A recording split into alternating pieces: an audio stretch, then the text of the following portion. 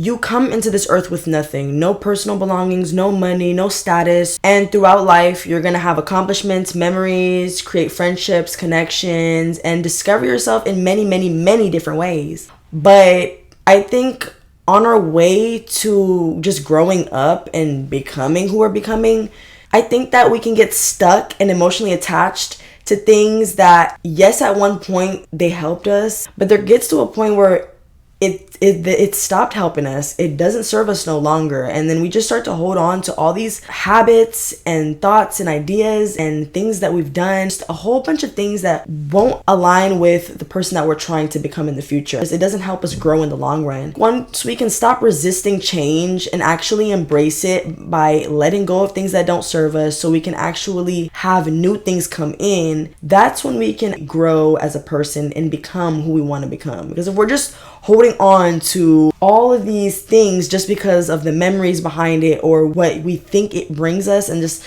we kind of like hold attachment to things in a way. And I think that is why it's so hard for people to let go of things, because it feels like in a way we're letting go of a piece of ourselves. But when we can reframe the narrative, change how we think so we can change who we become, it'll become so much more easier to go through life letting go of the things that when we get to a certain point and we are aware that it doesn't serve us anymore, it's much, much, much easier to detach from the things that we need to let go of, because we know, like, once we let go of these things, it'll bring us all the new things that we truly want. Hey queens, and welcome back to another episode of the Sexiest in the City podcast. This is just a podcast for the motherfucking baddies. Literally, we just talk about what it takes to truly become a baddie and how to go from motherfucking rags to literally riches.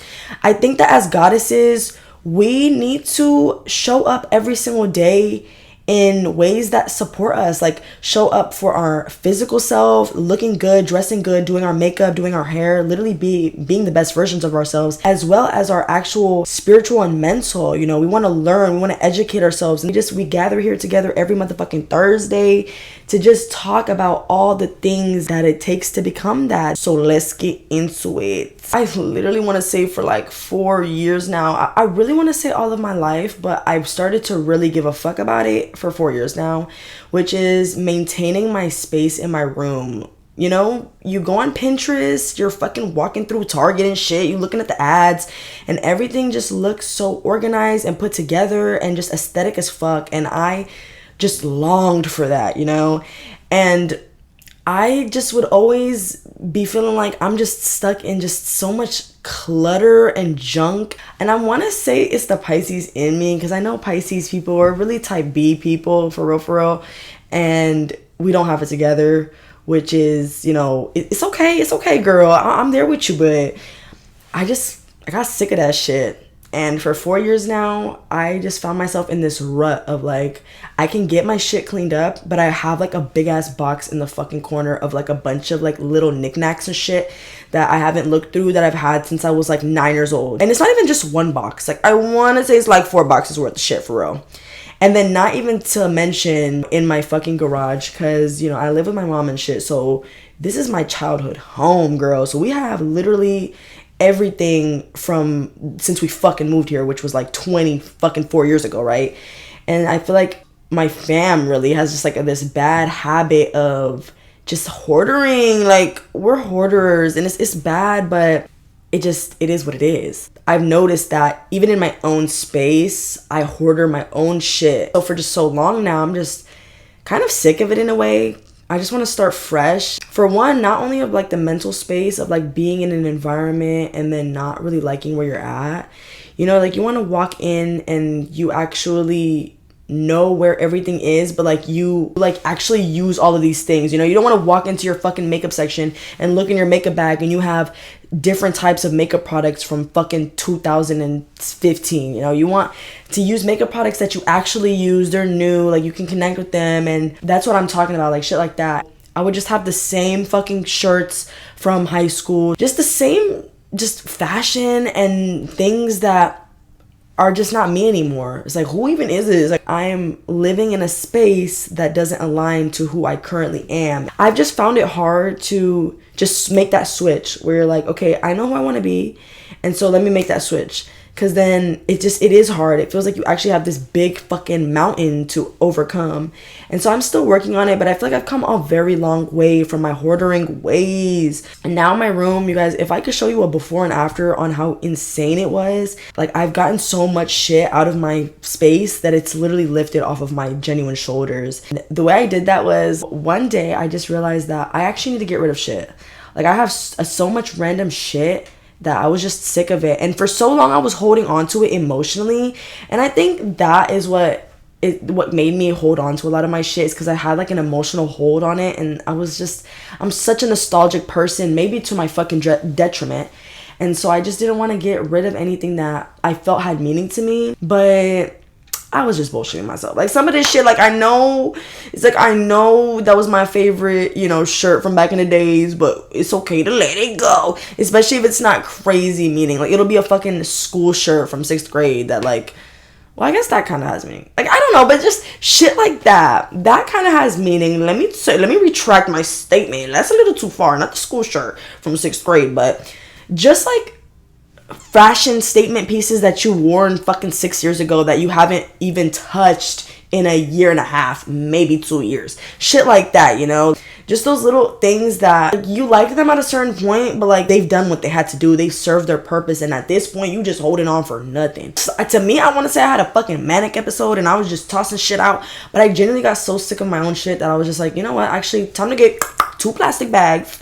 Time to put all that shit and take it straight to the donation center. I just started getting rid of shit that I haven't worn in like a fucking 2 years, a year. Getting rid of shit that just I don't align with. I have no purpose of wearing it. I know that we have those moments where we have shirts and we're like, I know if I have a certain bottoms for them, I'll wear them one day. But let's cut the motherfucking bullshit. You never gonna wear the motherfucking shirt. And even if you do wear it, you're gonna wear it like one time. Like you're just holding it.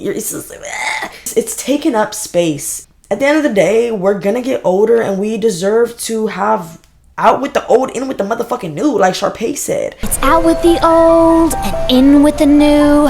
Studies have shown that if you live in a space or an environment that's messy or cluttered, it does affect your mental health. You have more anxiety. There's just more on your plate, literally, physically, metaphorically, all the motherfucking leaves. Regardless of my room, that habit started to leak into other aspects of my life. I held on to different parts of me that have kept me safe for a long time. You have to let go in order to allow the universe to give you more things into your life. Because if you're holding on to this, right? Like for example, if I'm holding on to a bunch of things, like it's literally too much and I'm barely like, it's right here. And then somebody has something that I also really want. I'm like, add it to the pile. What's going to happen? I'm going to break. You can have something, you can enjoy it, but it's okay to let it go so you can have more new things and more new experiences into your life.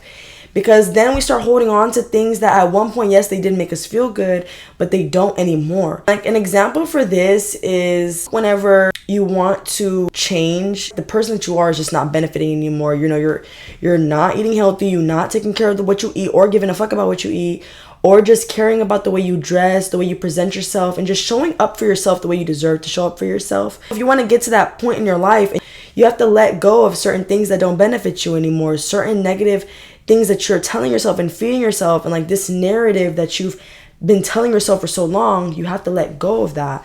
And that is an example of like you can hoard things that don't serve you in a metaphorical sense. It is hard to change, but it is possible.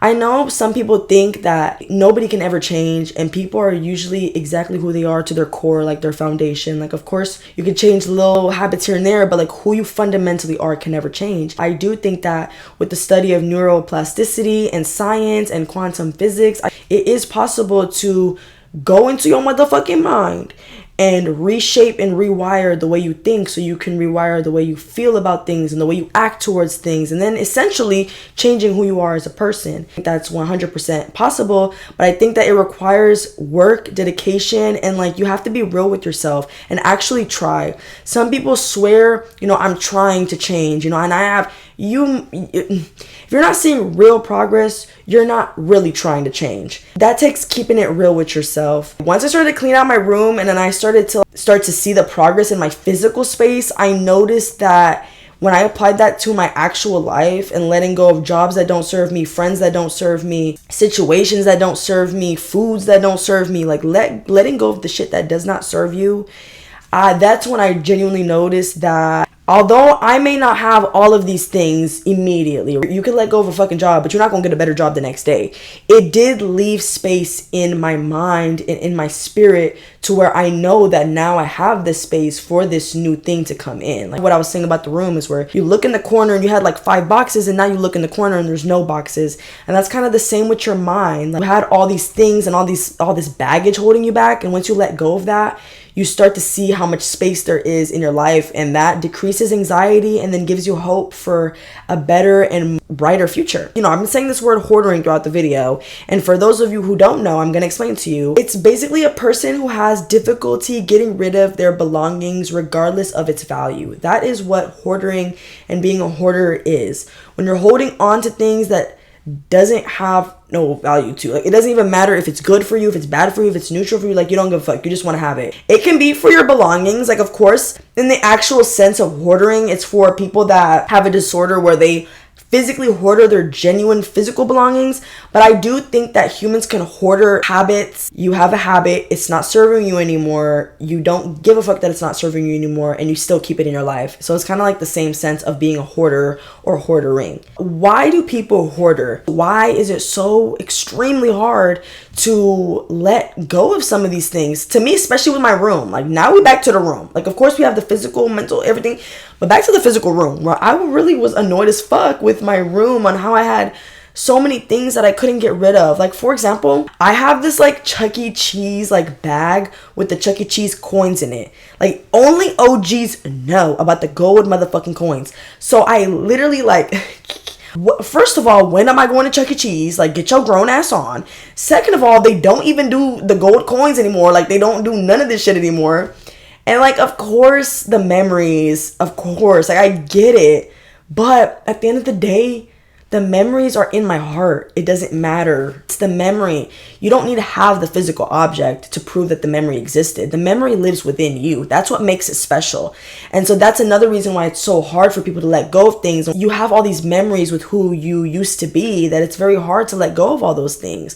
Like when I lost a lot of weight, I had to fit this role of class clown, goofster, just very insecure person, doubting myself, comparing myself, not exercising, not actually caring about getting up and moving, getting up and cooking a nice nutritional meal, things like that.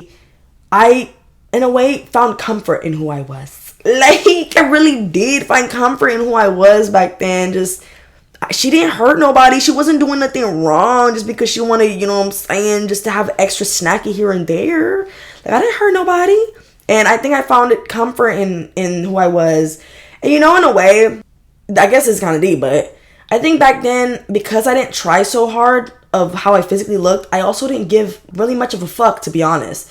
And I think that's why I kind of succumbed to sideline character, because I didn't care. And although now I can see, like how I'm saying, it didn't serve me anymore, trying to that nonchalant, not giving a fuck, just going with the wind ass vibes, I think at the end of the day, prioritize your life. Like, actually get serious about shit. Set intention, look good, put effort, you know. But back then it didn't benefit me, and I think it was hard for me to let go of that, because that brought me comfort. You have to let go of that so you can have room to rediscover a new you. How can we stop hoarding? How can we actually grow and change and let go so we can let the new come in? So there's different ways, and I want to go through a few that have helped me, and like my main ones that help me to this day, where I'm like, if this isn't working for me, we gonna figure it out. So what helped me is, number one, physically cleaning my space. Like I said, evidence has shown that your environment does affect the way that your mental health is and the way that your actual mind is. If you see so much clutter all around you, your mind is going to constantly be in a state of anxiety and clutterness physically in your mind. But whenever you actually know where everything is placed at, and like there's a home for everything, there's a home for your makeup, there's a home for your clothes, like everything is in the right space, everything is cleaned up nice, your brain starts to have a sense of control on things. And then on top of that, you don't feel as anxious, so then you start to have more ideas that start flowing in. So your physical environment does actually shape the way that you are as a person. Get your physical environment. That's the first thing I would do, is physically pick up my actual space, clean up my physical environment around me so my mental health, my mental space can just be clear and ready for all the creative juices to be flowing in. And on top of that, when you clean, it gives you a sense of accomplishment and a sense of control.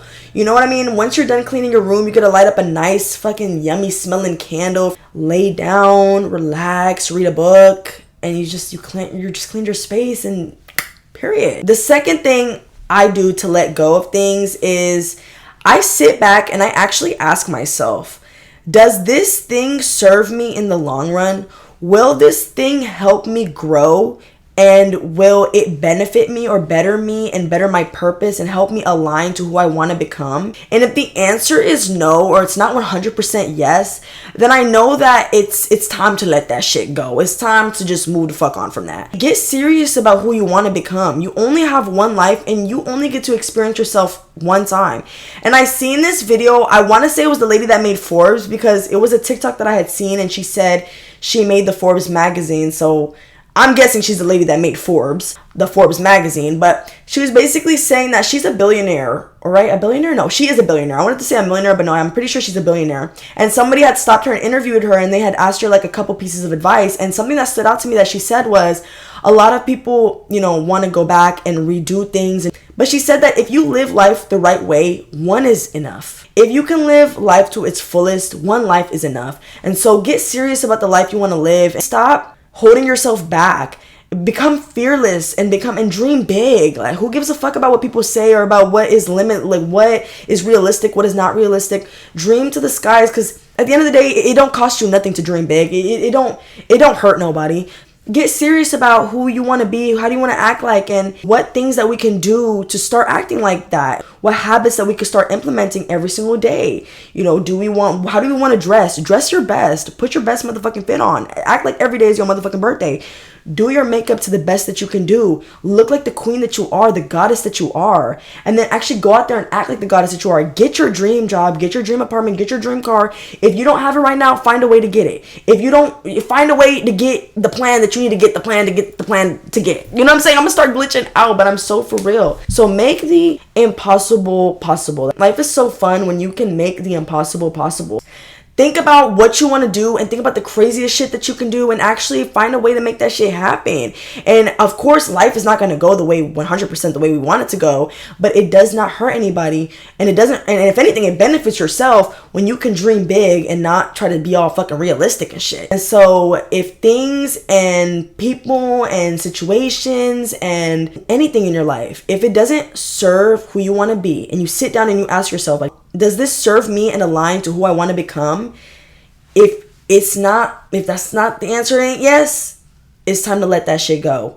Because you got to experience it. You know what it feels like. It's in your heart. It will stay in your heart. But now it's time to let go. It's time to make those sacrifices. It's time to be a big girl. And it's time to make those sacrifices so you can let the new come in. So my final thing is to start small. I know that, there's a whole genre of self-improvement, and there's so many people telling you to do so many different things.